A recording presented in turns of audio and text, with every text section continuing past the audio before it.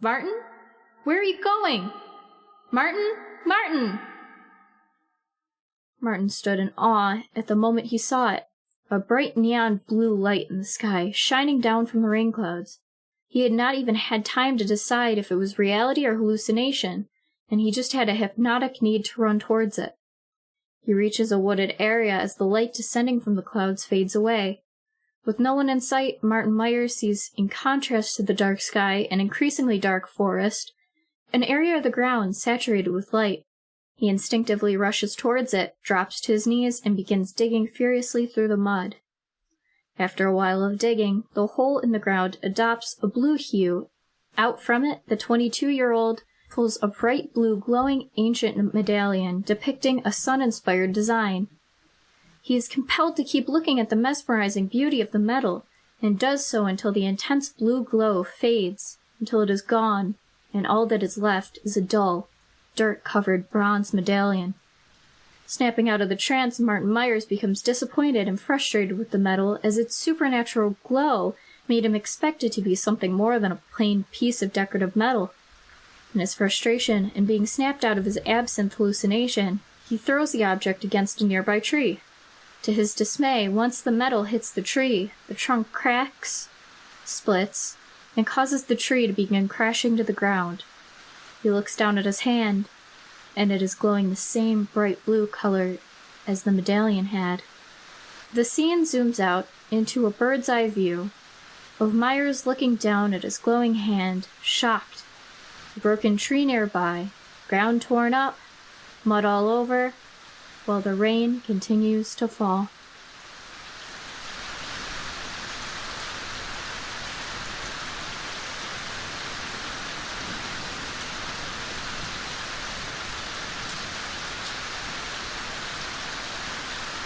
Hello, Internet, and welcome to a Critically Accursed podcast where we steal intros from better shows and the roles don't matter. I'm your host, a spooky, scary skeleton, and joining me today is, no one, because, well, I'm completely alone in life. Anyways, I'm recording this intro in post because this issue and next are made up of individual one-on-one scenes done between myself and the cast at completely different times. We figured it would be just easier if I did this intro in post. So, not a lot to say up front. These two issues are made to tie up any loose ends from the most recent issues for each character, to bring them back to a point where we can continue building their stories and leading up to the big event of Volume 2, whatever that may be. So, yeah, like I said, not a lot to say. I hope you enjoy this issue. The next issue will be very similar in structure, and then after that, well, I don't know what happens after that, but we'll get to that when we get there. Please enjoy.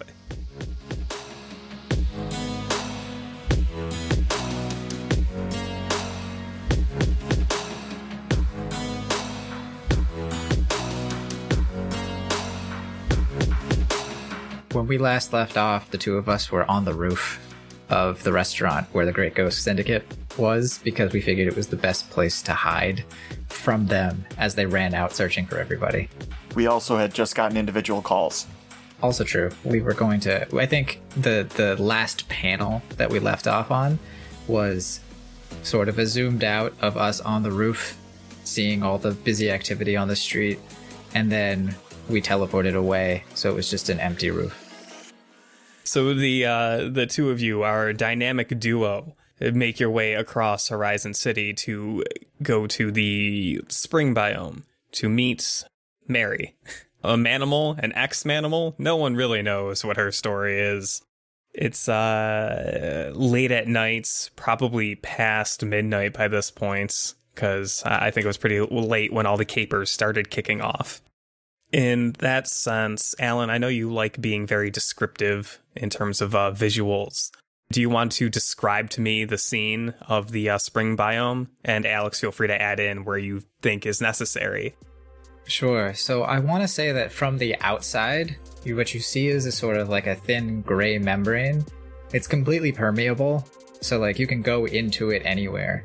as we're making our way towards it, it's a pretty big park.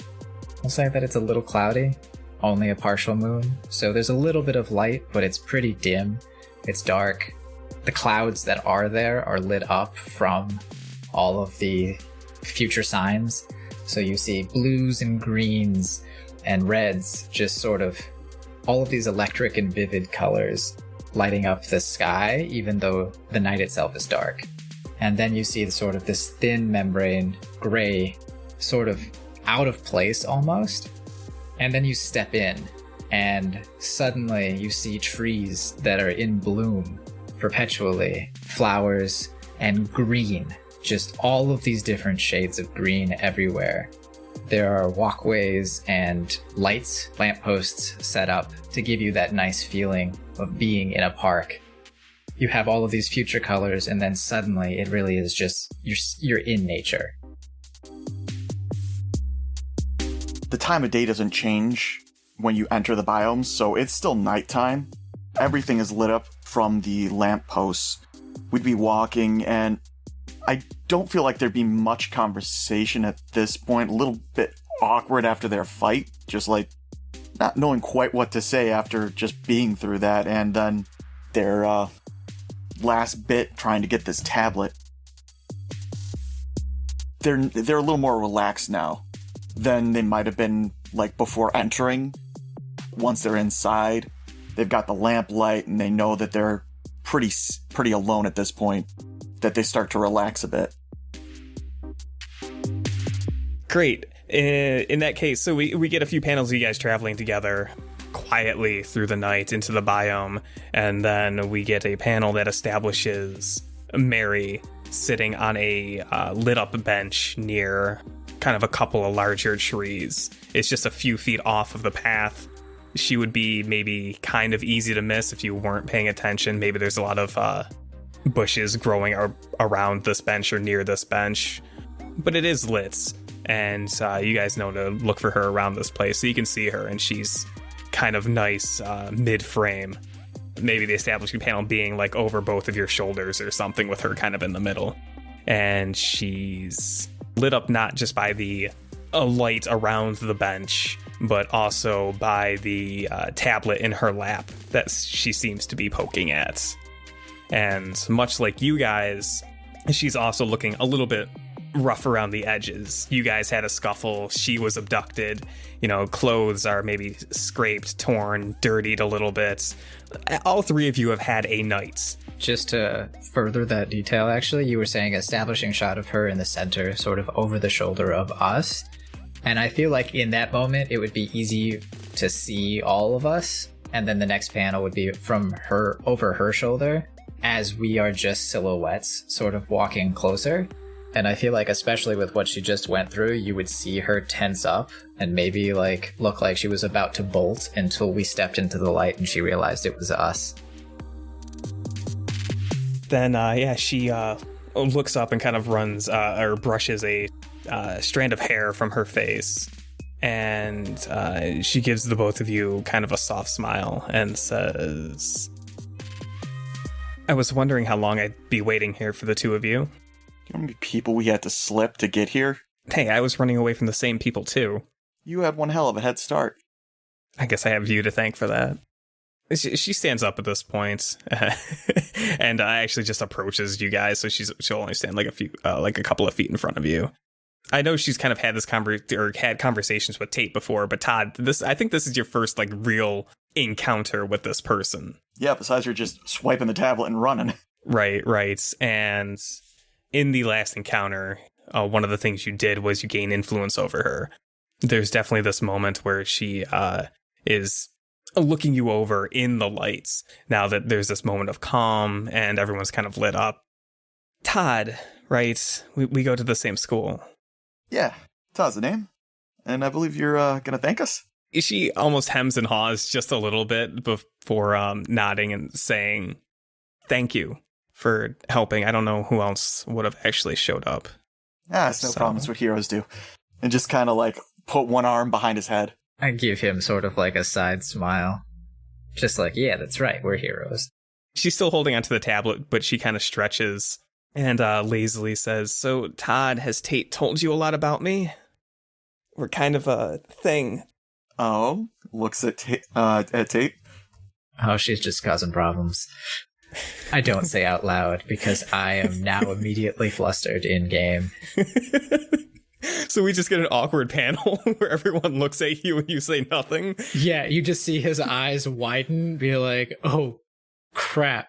Like, the guy that I like has met the girl who is pretending to be my girlfriend, and I don't think that I mentioned her at all to him, so this is going to be a surprise. And once it's clear that you're not going to say anything, she adds, "Yeah, I was over at his house for dinner, met his parents recently. It's kind of a big thing." Well, look at you, Tate, making all kinds of friends. I try. You see him, like, in a small speech bubble with a question mark at the end. Well, that brings me to another favor that I'd like to ask Tate. I don't think it's really safe for me on these streets anymore. You know, I don't really have a lot of places to go, to be honest. So if I could keep crashing at your place, that would really help make me feel safe. Considering everything that's happened, I can come up with a story to tell my parents, but we can say something about home not being the best place for you right now. We just won't say how long you're going to stay. Her grin widens a little bit and she says, "I can see how difficult it is for you to do this whole lying thing, Tate, so I can handle that for you. They like me a lot." He sort of just deadpans, like, "I've noticed." And as for you, Todd, she holds out the tablet. Thank you kindly. He'll take it a little forcefully from her hand. Probably a little more forcefully than he meant to. She gives a strange look, but doesn't really comment on it. You're going to make them pay with that, right? Oh, I'm going to tear down their whole goddamn organization. But first, what do they want with Splice? That's what I was trying to figure out, but I can't get into their tablet, so I'm not sure. And no amount of talking really did me any good when they had me tied to a chair. Do you actually know where he is? I have no idea. The asshole bolted shortly after the whole Remembrance Day thing. What was his endgame? Honestly, the more I think about it, the more I'm starting to think that maybe he's just a fucking wacko. Part of me thinks that he just wanted to be some sort of grandiose villain for the city, which seems like a stupid thing to want. A lot more trouble than it's worth. But I didn't ask about his motives too much. And I got one more question. What was the thing that Tabitha had me help her steal? That I do know about. What you helped Tabby steal for Splice is how he got his powers. Some sort of serum or something that Google Biotech was working on. That serum gave him his powers. The ability to mess with biology, I guess. No, it's all very confusing. Very nerdy. Google Biotech created something to allow a person to change other people. She kind of shrugs. That's pretty... You can see that he was definitely about to say awesome, and then pulled back, be like, that sounds really dangerous. Look at the world we live in. Everyone's dangerous these days. Speaking of which, did you choose Spider? She shakes her head and says, I wasn't really 100% certain on what he was giving me, but he said he knew something fitting when it came to giving me powers. When you're normal, most things sound pretty good. Tate will just nod at that. I don't know, it kind of seems to me like these powers brought you nothing but trouble. No, Splice has brought me nothing but... Hanging out with Splice has brought me nothing but trouble. And these powers have been really useful. Wait, if you have powers, how the hell did they capture you? There was like 8 of them. You're a spider, sling a web. Didn't you ever read the Spider Guy comics? I can't thwip. She does the Spider-Man thing. Spider Guy. Spider Guy. I don't think we need to be legally distinct so much that we can't say Spider-Man. You don't know if we might. Yeah, she shakes her head and says, no, I can't thwip out webs like arachnid dude, okay? I love it. Oh, that's lame. What can you do? Wouldn't you like to know? Yeah, that's why I asked. She says that, Todd, and you, it's not overpowering or anything like that, but you just now realize that the way this light is catching her face, she's extremely attractive. Like, you can understand why Tate would choose her over you. I break her nose. Ouch. Chris's statement and then your response are perfect. But wow. Do you really want to punch her? No. Okay. Hey, you guys are teenagers. You can do whatever you want. Not yet. I don't need that amount of violence yet. Okay. I guess it might be a little bit of a proximity thing. So even Tate, you get kind of a similar sensation, a sense of allure from this young girl. But she leaves it at that. Tate will sort of just shrug and say, like, you never really know.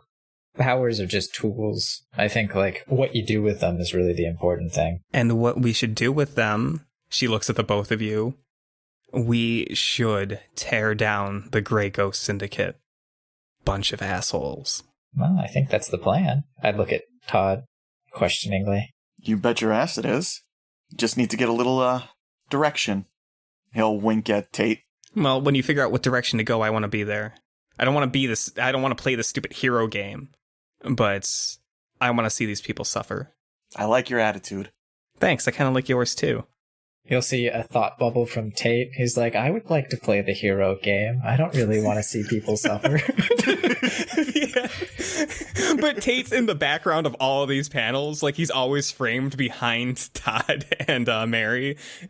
So his thought bubble's kind of small. It's perfect. Yeah, it's just legible. Sure. He's also standing a little bit out of the lighted area too, so he's just a little bit shaded over. I love it. So, at the tail end of the conversation, Mary will look at you, Tate, and will say, I think it's getting pretty late. It's past my bedtime. We should probably get going. Okay. I snuck out of my house, so I'm going to have to sneak back in. But when you show up, you should knock on the front door, because if you make a little bit of a scene about it, my parents are very big on hospitality towards guests. So that'll be your chance, really, to stay. Sounds like it'll be as easy as opening a door. Probably will be for you. She nods. And we'll look at Tate before just kind of like she'll look at Todd before taking Tate's arm to walk off with him. And she'll say, so until next time, hero. I beat her to death with a tablet. Oh my God, no, stop. As they're like sort of walking away, you'll see like Todd. Now I'm doing it too, Chris. You'll see Tate sort of like look over his shoulder to make eye contact. Very much like I'd rather be doing this with you. And you see Todd's eyes are just a little bit colder than they normally have been. And he turns and walks away towards another exit from the biome. And you'll just see sort of a thought bubble as they're walking away. Be like, he looked kind of upset. I really wanted to ask whether or not we could combine super speed when we're teleporting through his dimension to see if we could teleport further than he normally can. As we reach the last panel of this scene, and you're having this thought about combining powers with Todd, Mary rests her head on your shoulder and mutters something about you being kind of warm, and closes her eyes as the two of you are walking. You'll probably see Tate look over his shoulder one more time at Todd, who's walking away. And that's it. Yeah, like I want to say it's one of those half splash panels, and on the very far end on the left side is Todd walking away, and on the very far right side is Tate and Mary, and like she closes her eyes and he is just turning around to look, but Todd doesn't look back. You just see a very small speech bubble that says, that bitch.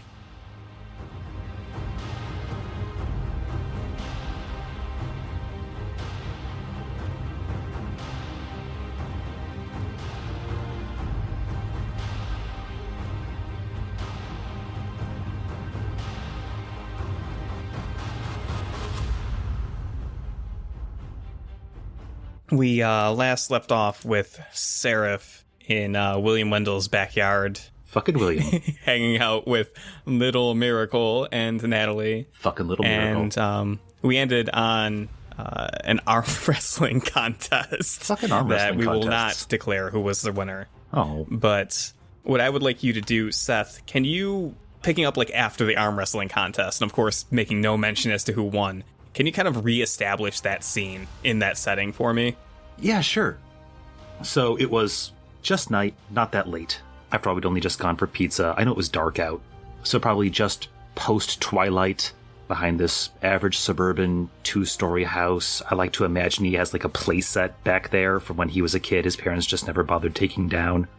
Maybe a picnic-style table back there. And we had to arm wrestle on some sort of table. And, or where we're coming back in, probably Seraph with a little bit of sweat on him. I'd like to imagine 2 large, fresh dents or divots in this wooden table where we just were. Not sure what Natalie's doing back there at the moment. Probably on her cell phone again. Talking to somebody. Somebody's best friend who may have been, taking an interest in her. That's cool, though. And I'd like to imagine that we open on Seraph wiping his brow, looking at little Miracle, I guess. I mean, he's in costume. It'd be rude to call him William. Just looked at him and the casual speech bubble. Wow, okay, you are strong. You're definitely strong. But, we gotta tell someone about this, right? First of all, Seraph, you're not so bad yourself.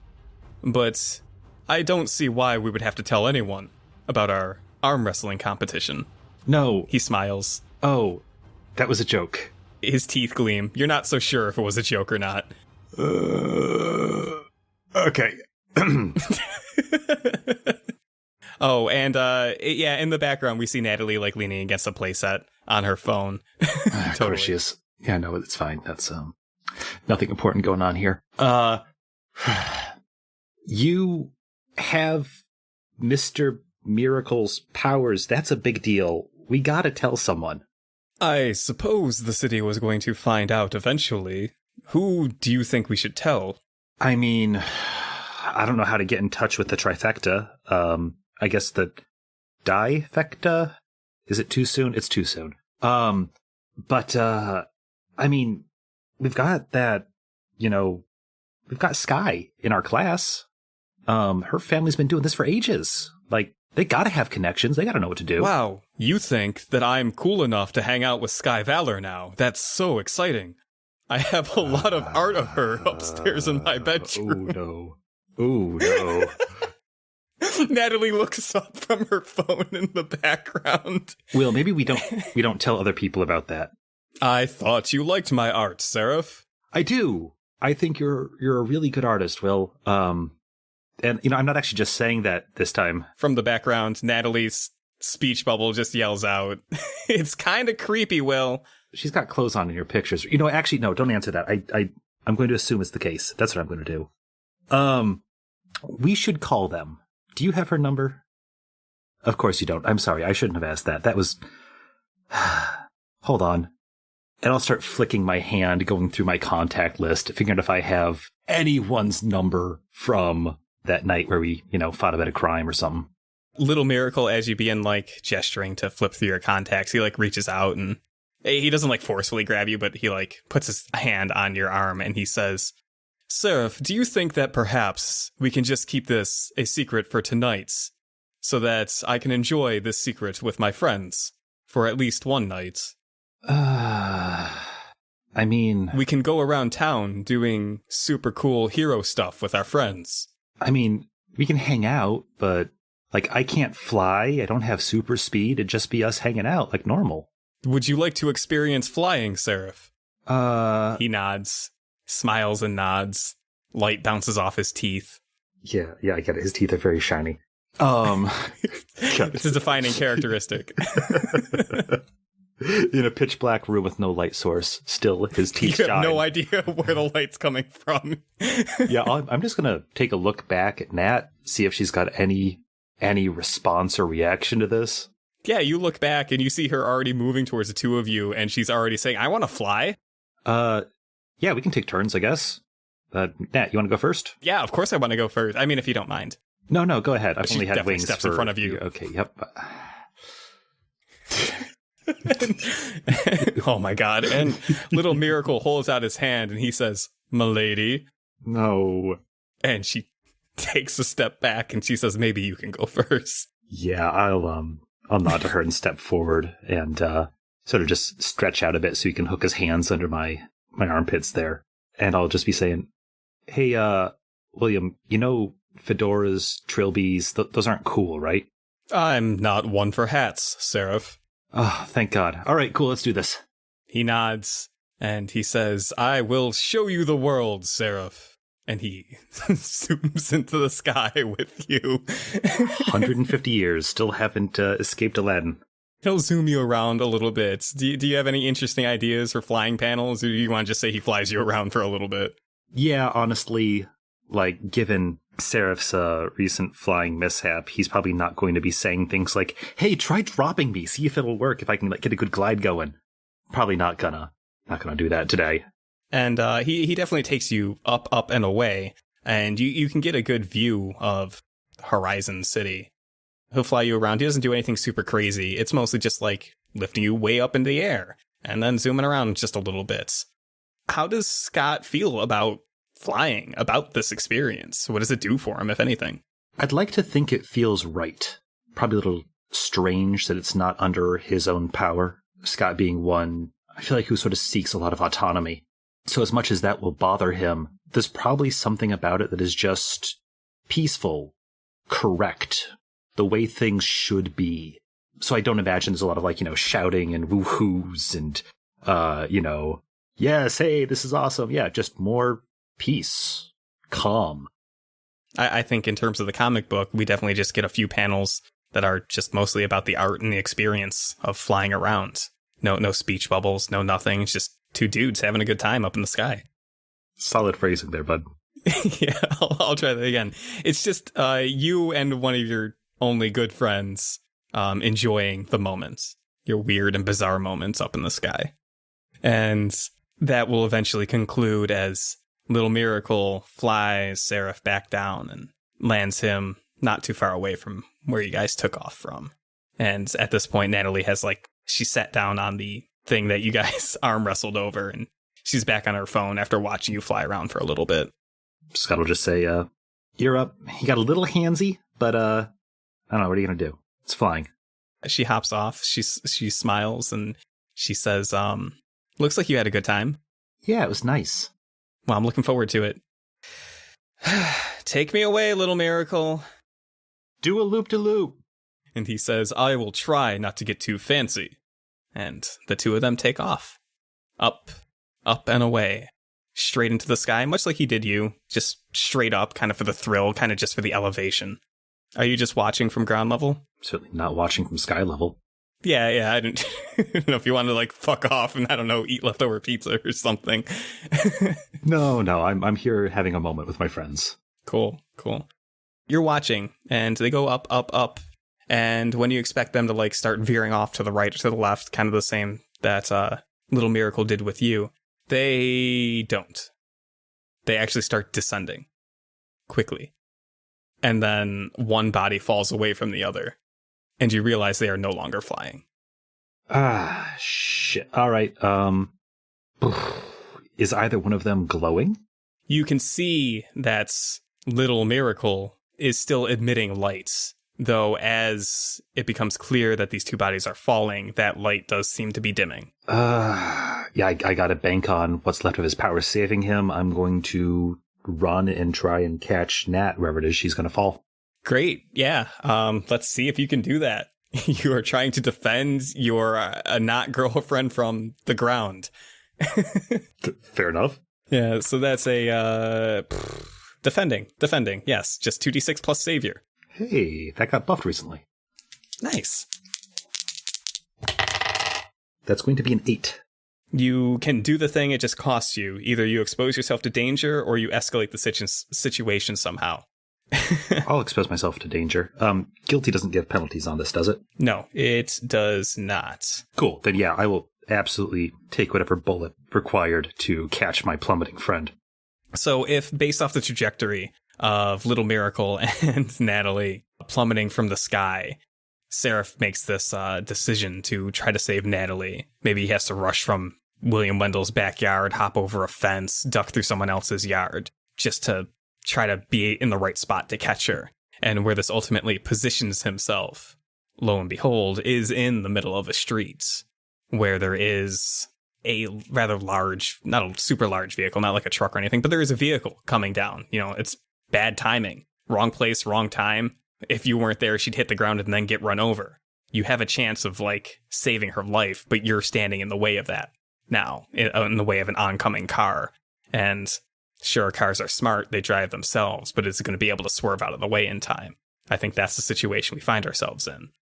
Natalie's coming down. You're in the middle of the street, right? You're waiting to catch her. Are you just going to shoulder the car, or are you going to try to time it perfectly to dive out of the way with her? Or do you have some other ideas on what you'd like to do? I think I'm just going to let the angel take over a bit here. I'm going to be the monster. Like, they're bearing down on me. I'm going to, flare those wings, flex out. I'd like to imagine that, the things I have tied down under my hoodie and my clothing, with a powerful flex, I can just shred my clothes. They're going to swerve out of the way of me on a successful freak roll. I like that. Yeah, let's do it. 2d6 plus freak. Let's see how it rolls out. That's going to be an 8. So on an 8, you choose 2 from the list to happen in addition to this oncoming car basically being vulnerable to you or fleeing, swerving out of the way because, oh shit, there's a giant fucking angel monster in the middle of the road. I'm probably going to, like, in doing this, in this big flex, ripping my clothes off, all that, I'll probably accidentally end up squeezing Natalie a lot harder than intended. I do have that inhuman might. It'd be very easy for me to, even that I've saved her from going splat, hurting her potentially kind of badly. And I could see that also frightening her very badly as well. Okay, so now that we've established what actually happens, the outcome of this, succinctly give me the description of that scene. What do we see in the panels? Yeah, I see in these panels, looking up, seeing that light start to dim, 2 forms falling away from each other, a panel of Scott starting to move, a panel of his feet tearing up sod as he rips out of this yard into the street, catching Natalie gently, almost, cradling her there, looking down at her looking up at him, and then him looking up as headlights are bearing down. And in that moment, his pupils contract to pinpoints, and his shirt and pants just rip off of him, wings blasting out, eyes flaring open with this light to them, and a single panel of the driver's perspective, just giving this holy shit and swerving off the road, probably crashing into something, maybe a parked car. The next panel, Scott looking down at Natalie and saying, "Are you all right?" And her just looking terrified, mouth open, skin pale, and just in very small text, "Please stop squeezing me. I think you broke a rib." Oh, that's perfect. Is it at that point that Scott just, lets her go and realizes what happened? Yeah, there's a very real chance that he just drops her. So with a small little thud sound effect, she lands on the ground. She's not able to pick herself up, and I think she begins coughing. Without even thinking about it, it's like scooting back away from Scott, away from the situation a bit. I imagine that the car, although it had crashed, it's not like a great crash. It didn't flip over or explode or anything like that. It just kind of hit something and stopped moving. But the headlights are still on Scott, so that he's standing illuminated at night in the middle of this road, his best friend on the ground coughing, backing away from him. And that's going to be an overload. That's going to be just a little too much. And Scott's going to shut down there, just looking around, frozen in the street, completely uncertain. And we probably see, or maybe we get a panel with just showing us everyone involved in this. We see the driver in the car passed out or dazed, not really fully incapacitated to handle to approach the situation yet. And then we see Scott just overloaded trying to process things. And then we see Natalie coughing, trying to regain some composure, struggling to pick herself up. And I think once she's actually finally able to stand, there's a small speech bubble, like a strained speech bubble from her, that just says William. and she begins like moving past Scott to like rush back towards William's house to see what became of him. That would shake Seraph out of things. And he would say, check on the driver, call 911, I'll go get Will. And then Seraph, without even waiting for her to do that, will take off, running back towards where William had fallen. For a moment, it probably looks like maybe she wasn't even going to listen to you, or maybe that she even didn't hear you. But I think once you speed past her and overtake her, we will see in the background of his panel running, her just like slowly come to a stop and glance back at the small disaster that has come from a flying joyride. But our focus is on Scott. Looking around a little bit, I think maybe even honing in on a faint glow that's steadily dying off. You can find William lying in the ground in like a neighbor's backyard. He's on his back, his arms are out, his legs are out. He's not moving. There's a small little Yamcha crater around him. And Scott, when you get to this backyard or when you start approaching, you can see the lights of the house on this property. They flick on at this point as you're approaching. Yeah, honestly, I don't think that's any concern to Scott. I think he's just going straight to William and checking him over, making sure he's still breathing. Yeah, you rush over and you see it's William. He's not Little Miracle anymore. It's him as he was the day you met him. Just a little less piss in his pants, I suppose. But studying him over, he is breathing. It's a bit faint, it's a bit strained, but he is breathing. The ring is still on his finger, but there is no power, there is no light left around this body. I can't imagine Scott has a ton of medical training. But you know what? His age in class, he's probably had, basic first aid already. When I was in high school, we got first aid as freshmen. He's probably going over things. He's probably making sure, he's breathing, not going to move him, going to leave his head where it is. Sure, and all your clothing ripped off earlier, right? Or most of it? Yeah, pretty much. Okay, so you definitely begin examining him, putting like basic futuristic first aid knowledge to the test here. And as you're doing that, from off panel, a speech bubble, just like in all caps, just yells out, "What the hell are you doing to him? Get away from him!" As the next panel we see from the perspective of the dude who just walked out of his house, he sees this large eyeballed winged monster looming over an unconscious kid in his backyard. Not just an unconscious kid, like the neighbor kid. Yeah, and Scott, still being very shaken, is going to say, "Please, I'm calling for an ambulance. He fell. You can't move him. He's hurt." You see him reach for something, like next to the door, out of frame. You can't see what he's reaching for, but he's definitely reaching for something, and he's eyeing you, Mr. Eyeballs. "I don't care what you have to say. Get away from him." Scott's going to back away, hands up, saying, "Look, can you make sure the ambulance gets here, okay? His name's William. He fell out of the sky, okay? He fell really far." He walks from the doorway, and you see this, like, long metal weapon of some sort. It's not like a gun, it's a melee weapon. Maybe like a stun rod or something in his hand.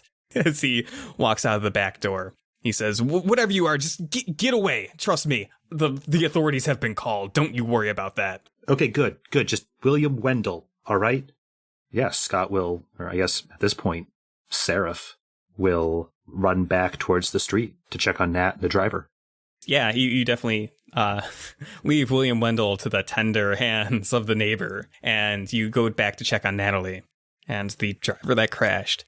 As you approach, maybe we get some, we overhear some of the conversation the two are having. The driver now out of the vehicle, the two just kind of standing near the vehicle discussing, I guess, a little bit of what happens. Some of the things we, as the readers, and even maybe Seraph hear upon approaching, is the driver say, that thing's your friend? And Natalie kind of just like going, "Usually I don't really know what got into him." And she starts coughing a little bit more. And the driver follows that by saying, he hurt you. It hurt you, didn't it? I don't know if you want to keep listening, if you want to interject at this point. No, actually, Seraph is already feeling guilty about everything. This is just compounding that. if this is what he's overhearing, probably just from outside the glow of the headlights, he's just going to start walking back towards home. And I can see a panel of him making a gesture with his hand and sending a text to Natalie, something short and curt, just saying, "Ambulance is on the way for Will. Need to go home. Sorry." With Seraph walking away into the nights, what concludes this section? What concludes this evening of sadness? I think I'd like the closing to be Seraph walking in through the back door of his house, plodding through dark hallways, looking into his grandfather's room. It's not that late, but I like to imagine that Grandpa's sleeping or pretending to sleep. Probably looking at a stain on the floor from where he had dropped and shattered that mug of tea just earlier today. At least I think it was today. I think that was some time ago, but either way, the stain's still there. Either way, yeah, so, looking into the room and focusing very intently on that stain from that broken mug of tea, heading back upstairs, probably walking past his parents' room. I could see his mom and dad still being up, reading books together in bed. Him just looking in at them, lingering for 2-3 panels. Them either not noticing or not acknowledging him coming in. And then him just carrying on and going to his bedroom. Last panel just being him closing the door.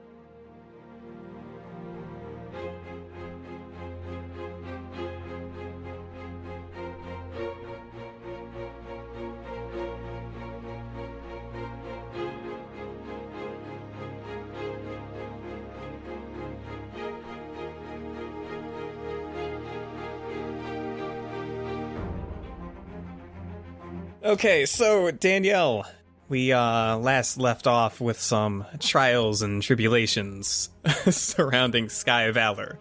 What I'm going to ask you to do is just kind of re-establish the scene from where we left off last time. As long as I remember. I'm sure you'll do just okay. That sounds about like me. Great, we're all on the same page. Last we met Sky Valor, she was not feeling the greatest because Andromeda Space Mom yelled at her for not being hero-y enough. And she is feeling guilty and hopeless at this point. And this was while she was on her way to track down Recharge to ensure that he was okay after that not so good fight that they had. But hey, can't win them all. So she was looking for him and following his tracks of blood. And she ended up back at the high school, but by the time she got there, it was after she got scolded by Space Mom. So she ended up just giving up because she felt like he might have a better handle on things than she does, so he might not need her anyway. So she ended up just flying home all sad, like she wasn't as good of a hero as she thought she was, and she's letting Andromeda and the trifecta down, and she's a terrible intern. The worst unpaid intern. I know, she does so much work, but she just feels like it's not good enough. She should get paid less. She should get paid, yeah, she should have to pay membership fees. She's so bad at heroing. That's great. So, yeah, flying home all sad and junk. Do you want to paint me some panels of her, like, flying home and maybe getting home or doing whatever she's doing? Give me some descriptions, Danielle. Be creative and visual. So, I think it would be an interesting idea that if she were to see anything happening crime-wise on the way home, like, something very small and manageable, considering she doesn't think that as much of herself anymore. It's like, maybe not even a crime, but just like, I don't know. I'm thinking of like bullies picking on a kid or something like that. Stealing his lunch money, and she'll just go and stand up for the kid just to feel like, she can still make a difference even though she doesn't feel like such a hero. Sure, fine. You might get 2 small scenes today then. I wasn't planning on this, but I'm going to roll with it anyways. Okay.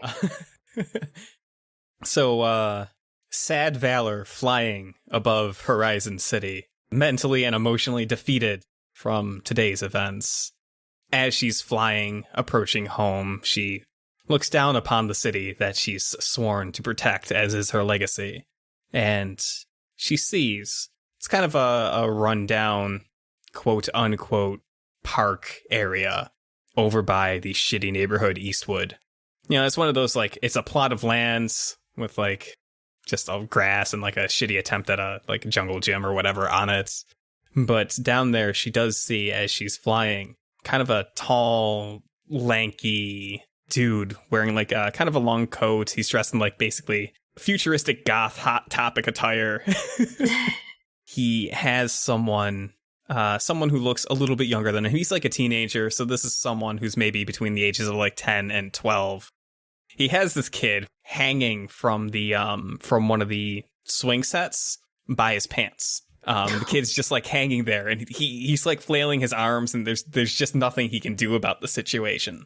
Aww. And the tall teenager is just like a few steps away, and he has like his hand to his chin, like he's admiring his work with a wide, malicious smile. So Sky thinks to herself, like, even though I feel like I can't play with the big leagues right now, like, I'm not so good at it, I still am a hero and I need to still try and make a difference.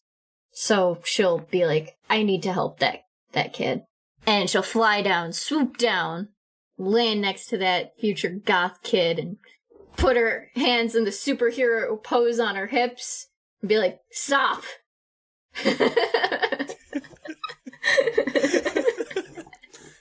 Now, that's super heroic and great, and I totally imagine it happens, but the thing we have to realize is that both the readers and what this hooligan sees is Sky Valor in that heroic pose, but her costume's kind of a wreck. Oh yeah, absolutely, after that. Listen, don't get me any trouble, like, I've had a long day, that we don't need this ending up really bad for you. Don't put me in a worse mood. He smiles widely, and you see he has several piercings in his face, and this, like, long, thin tongue kind of slips between his lips and waggles around a little bit, and he says, "You're telling me. Looks like you've had quite a day, Sky Valor." And he kind of wiggles in place, serpent-like. Yeah, tell me about it.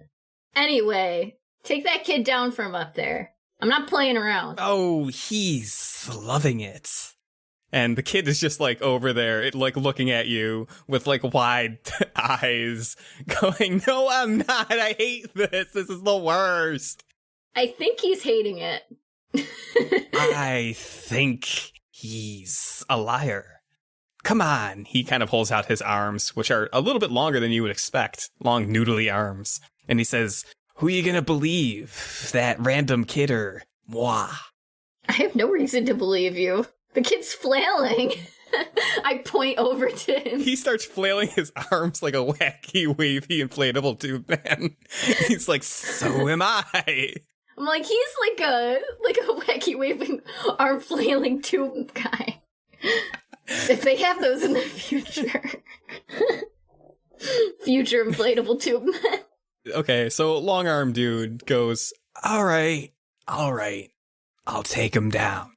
And he takes a few lanky, long strides over to the kid hanging from the swing set. And then you see before you this lanky Hot Topic dude, just like his jaw unhinges. Oh and god, his mouth no. widens. Oh god, no.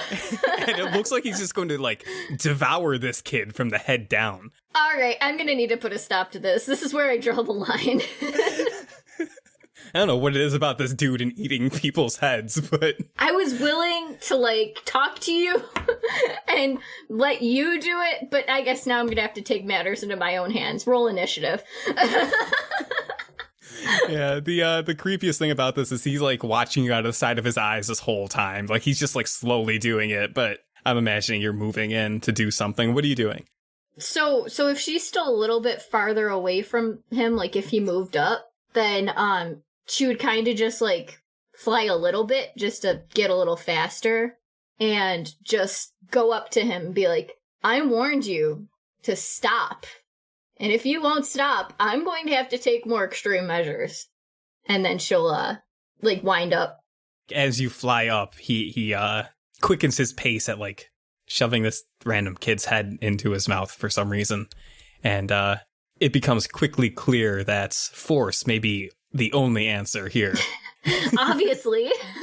Yeah. So if you would like to roll directly engage a threat, or fight the good fight. Actually, better yet, you're almost kind of defending this kid. I was thinking defense, but I wasn't completely sure. So it's actually 2d6 plus savior. But even though if it was directly engaged, I would still fight the good fight. So it's savior either way. Savior either way. I use savior for everything. That is a 13. So on a full success, you not only keep your target safe, but you also get to pick one option from the defend list.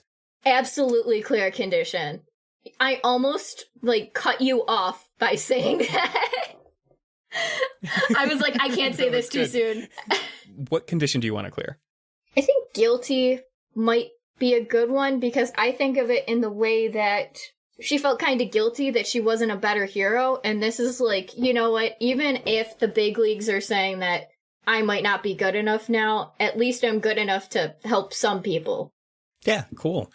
Describe to me how this plays out. You save the kid, so the kid's not going to have his head stuffed in some random dude's mouth, and Sky Valor is going to feel less guilty from this. What does that look like? What do we see in the comic book? She wound up, so I feel like, even though it was defending him, can you be defending somebody by, can I just punch him in the face where he was about to stuff him in his mouth and just, knock his head out of the way? Yeah, it's a narrative-based game, sure. So I think she would wind up, and then, you see in the panel, her fist, hitting his face in that, classic comic book pow, as his face moves to the side, distorted in the panel. So that's the first panel having to do with it. That's when she's defending him. So after that happens, I just picture maybe... I mean, this guy's just a kid. He probably just falls to the ground and punched him in the face. And then the kid, if he was trying to put him in his mouth, he probably falls down on his butt or something. Well, he's still hanging from the swing set. Oh, he is? Pluck him off if you want. Yeah. Oh, I thought he took him down. Okay, yeah. So he's still hanging there then, and I'll just take him down. So in the next panel, I'm just lifting him and taking him down from the swing set. And then in the last panel having to do with it, I'll sit him down and I'll just pat him on the head. You're safe now, citizen. The kid looks at you in bewilderment, and the guy whose jaw was unhinging, he quickly picks himself up from the ground. He tried to roll with the punch, but didn't quite work out, so he's just scrapes to pick himself up from the ground, and he looks over at you and the kid on the floor that you saved. He kind of runs his sleeve across his mouth. Well, would you look at that? I guess you really are a hero after all. I don't have time for this. See you on the flip side, Sky. And he just casually leaves. She turns to the other side and just says under her breath, "What a hoodlum." Jeez. Gosh. People. And then she'll turn to the kid and she'll be like, do you have a parent nearby or somebody I could call to come get you? I don't live too far away. I just thought I'd visit the park at night. Thought it'd be cool, but I was wrong. Do you need some help getting home, or you think you're okay? Can you fly me home? Sure. I can fly you home. He instantly lights up. And, yeah, you can fly this rando kid home. He lives around the corner. It's 2 seconds. But that's fine. Yeah, he loves it. There's a panel of that. Yeah. And maybe that's where we get the real insight of Sky Valor clearing that guilty condition. I like that. Just that's wholesome. Little things. Sure, yeah. And then we get another panel of you dropping off the kid and him waving to you as you fly off. Yeah. Maybe his mom or dad comes out and just whoa, what just happened? Is that Sky Valor? What? Yeah, he's like pointing to the sky, but you're already like a twinkle in the sky. And he's like, she saved me. She really did. And his dad's like, oh yeah, of course she did. Get back in here. You doing sneaking out in the middle of the night, you little hoodlum. So take me to home. What's that look like? You just flying in through the roof? You kicking in the front door? Well, okay, so this is late at night. Part of me is like, she flies through her window, but I feel like that's what happens when she's not supposed to be out. But I think she was supposed to be out with the trifecta. She would probably just go home like normal. For as interesting as she is for having powers and everything, she typically, on a normal day, just flies to her front sidewalk or whatever, or her gate of her house. I guess we established now that she has her McMansion. Yeah. Yeah, and she just like walks straight through just the front door like a normal person after a day of work, school, whatever. Sky Valor, Madison Myers, walks in through the front door of the Valor Manor, apparently. Apparently. From off to the right, once you walk into the nice entrance room, I guess. From the living room, you can see, as soon as you walk in, sitting on a chair within, like, line of sight from the front door, is your dad, Hank. Hank. Otherwise known as Laser Valor. Yes, Laser. Yeah, he's sitting there, he's, like, in a dad robe, and he has, like, a dad drink at his side, maybe a dad book on his lap that he closes when you get in. It's just a thermostat book. Yeah, yes. The history of thermostats. The history of thermostats and barbecues. But he stands up once you walk in and close the door, and he says, "Hey, Maddie, hey, I caught the thing at Porky's, the streams on the internets, on the live stream, on the news." Oh, I'm sorry. With like a soft, caring, fatherly smile, he just kind of gestures for you to, like, he's like, "Come here." And he, like, sits down and, like, gestures for you to take a seat somewhere near him. Yeah, she'll do that. I don't know. I kind of like that you said chillax. He has this wide smile. Really? I'm sure it makes you relatable with all the hip kids these days, with all the fellow kids these days. I guess so. Andromeda don't like it. Yeah. I suppose you can't really, I guess in this line of work, you can't really please everyone. That's life, right? Feels like it lately. And then I'll, like, point my eyes towards wherever the grandfather lives. Just, like, not any gestures with my hands, just, like, pointed eyes. Like, my eyes go wide in that direction. Yeah, sure. You look to the grandfather wing of your Valor Manor. Yeah. Laser Valor, he's really good with, like, eyesight and following people's eyesight, because he shoots lasers from his eyes. So that just makes sense for reasons. He follows your gaze and he looks back at you and he says, I think tonight's a good night for you and I to have a little bit of a father-daughter talk. But I'm going to get something for you first.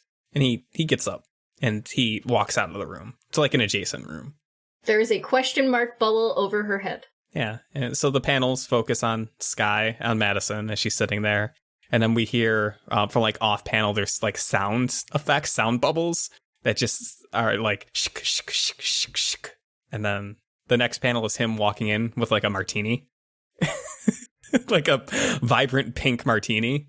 Is this a trick? At this point, you see that, like, next to him, his dad drink wasn't actually a dad drink. It was also a vibrant pink martini. He walks over and he hands it out to you. And he says, it's the Laser Valor martini. I don't know if you've, I know I never gave you any, but I think what you did tonight, tonight's a good night for having one drink. She hesitates to grab it. She says, "This isn't a trick, is it?"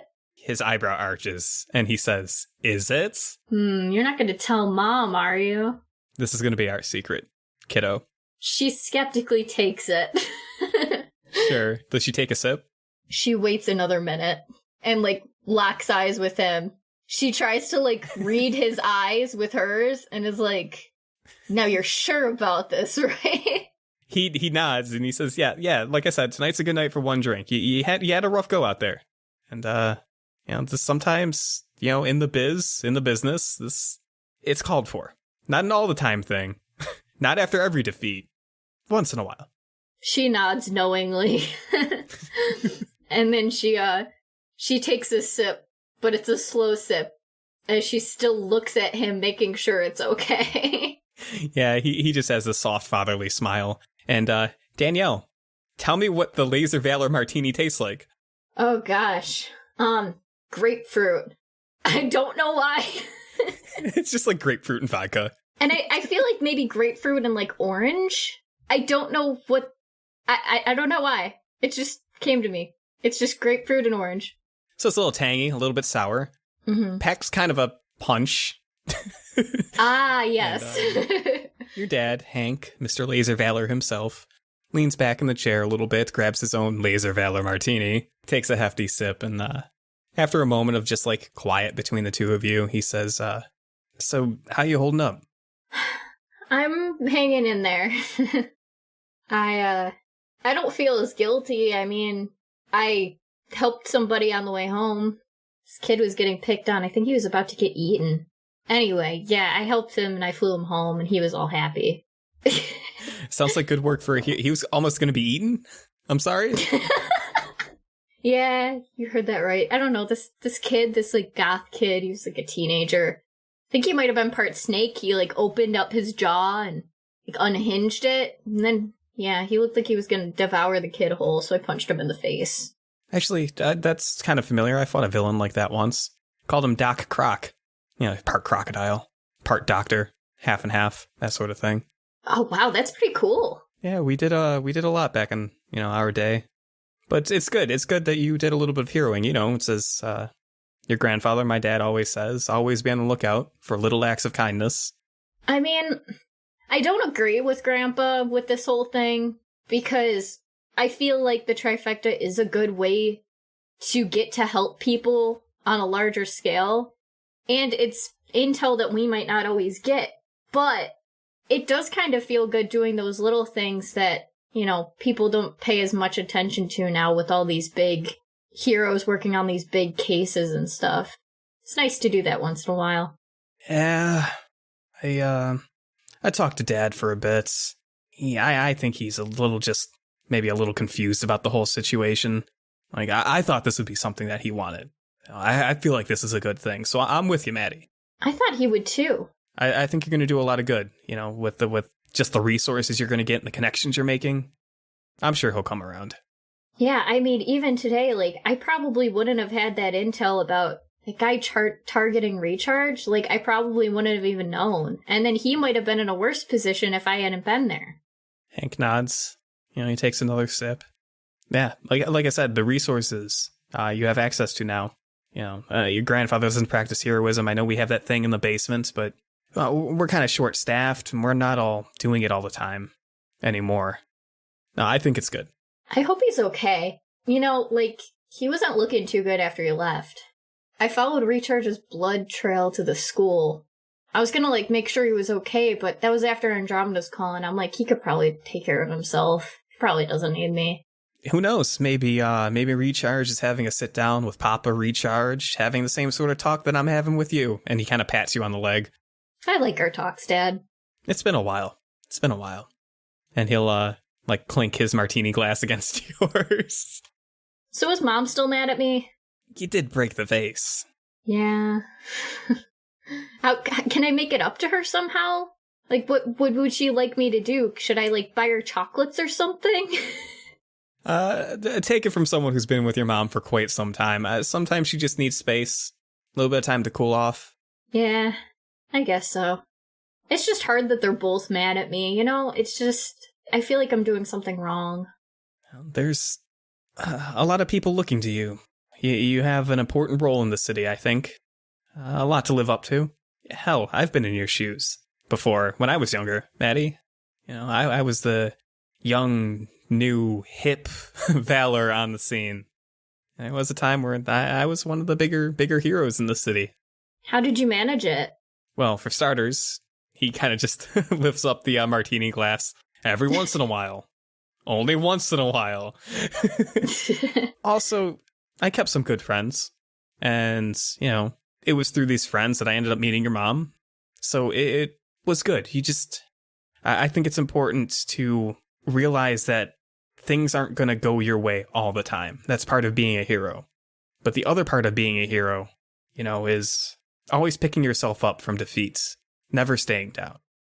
Did these friends have powers too? Or were they just like normal people? I had a good mix. I superheroed with, I like to call them my sidekicks, but no, I wouldn't have gotten by without them.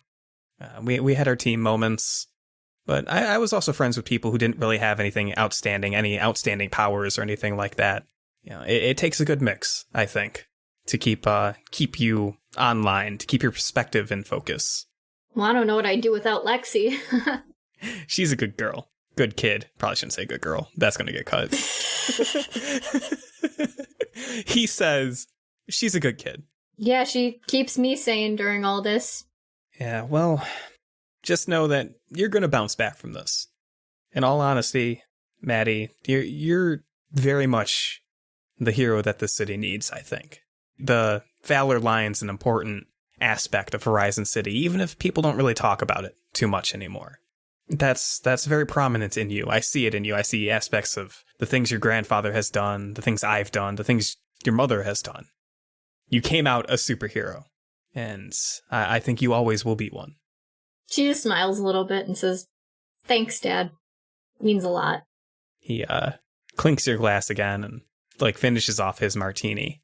I think in the moments that follow this, when you have your own martini in your hand, taking casual sips, and a bit of quiet falls between the two of you, your father's words, kind of go through your head a little bit, and you're left to dwell on them. And in a way, he's influencing you, kind of shifting your labels. No. He's gonna move Savior up, and I'm gonna get my condition back. He's essentially reaffirmed that you are and will always be and always have been a hero. You are the Valor. You are the hero. You are the name. And you're an important part of the city because of it. And he's definitely increasing your savior. But how would that work story-wise? He's making me feel better, and then I'm going to feel worse. I don't know. Yeah, so that's what we're going to find out. The interesting about this, for readers at home, is Sky Valor, your current savior score is +3. Yeah. And it can't go higher than that. When a label tries to go above its maximum or below its lowest points, instead of shifting, the character instead takes a condition. To kind of frame it like this, you're having this nice heart-to-heart with your dad, and he's being super supportive. And at the end there, he really just affirms that you're a hero. You are a hero. And you knew that. But you're starting to hear it so much that perhaps it's starting to seem like that's all you are. Like, you're not anything else but a hero, that you can't escape that. And if you try to, everyone will be disappointed. Oh. But she's still a little bit happy. She's still happy that she had that talk with him because, in a way, he did make her feel better about certain things, the Andromeda thing and everything. So at least it helped in some way. I can't reject that influence, though, I don't think, because, I don't think she would at that point. So then instead of rolling to reject his influence, you're accepting the label shift, but it can't happen. You're already as much of a savior as you're ever going to be. So instead, think about how this legacy has framed Sky Valor's life and how it's influenced her or has taken agency away from her. How does she feel coming off of this nice conversation with her dad, but in the end, her dad's just like, yeah, you're a hero. Maybe I only think so highly of you because you're, a hero and you're meant to be a hero. I think she'd feel kind of insecure about it. That she... I do think insecure fits, but I'm just, trying to think of how to... words. Yeah, I think if you want a little bit of insight, I think having a lot of people tell you who you are and the things that you're doing and the things that you're going to be doing and who you were meant to be can take away a sense of agency from you. It can make you feel insecure in the sense that, what's the point of trying anything else? This is all you're ever going to be because everyone keeps telling you this is all you're ever going to be. Yeah, it's okay, that's my destiny, and I don't feel right now like I'm that good at it. And it's yeah, I could help the little guys, and that makes me feel better, but I'm just never gonna be able to get out of this struggle. So with all of that lingering, and with this kind of quiet settling between you and your dad after this conversation, and Sky Valor's thoughts kind of taking her once again to a little bit more of a dark place, even though her dad was trying to be super helpful and super chill. Can you describe to me the panel or series of panels that end this section of the comic book?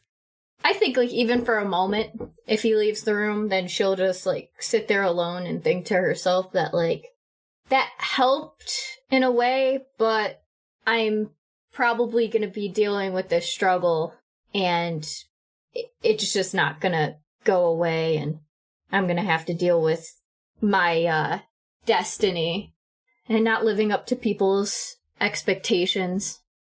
So she's sitting alone, thinking, in the first one. Right, so we have some lingering panels with some thought bubbles. And then I feel like maybe she would go try, like, maybe not even talking to her grandfather, but just kind of knocking on his door. So the next one would probably be, like, her knocking with the bubble next to it. Knock, knock, knock. And then right. When he opens the door, she would just simply basically say, like, I haven't forgotten what it's like to be a real hero. Then walk away after that.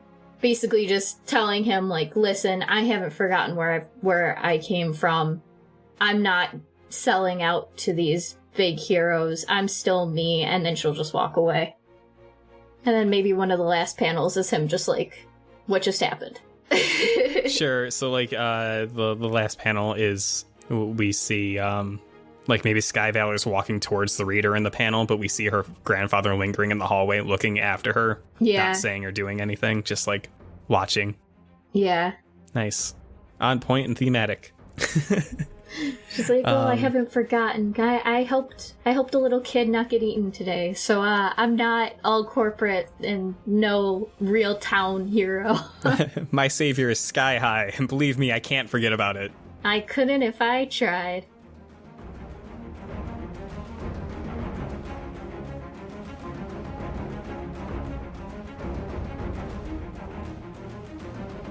Do you want to paint me some panels of her, like, flying home and maybe getting home or doing whatever she's doing? Give me some descriptions, Danielle. Be creative and visual.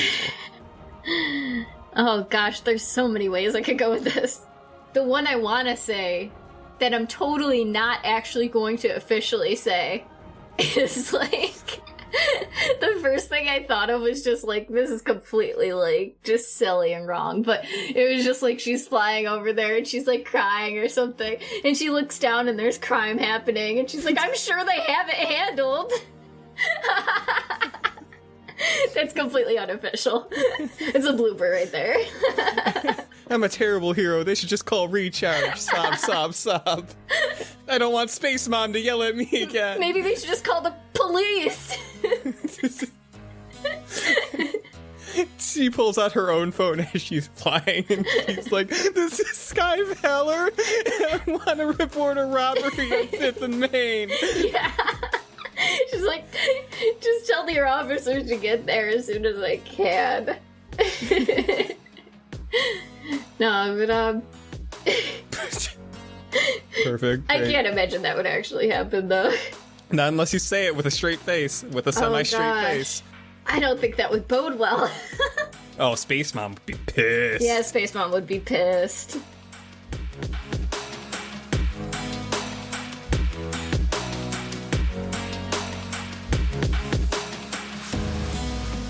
Hello, it's Mr. Critically Accursed popping in at the end, as always, to say thank you for listening to Horizon, Volume 2, Issue 6, 3 Steps Back.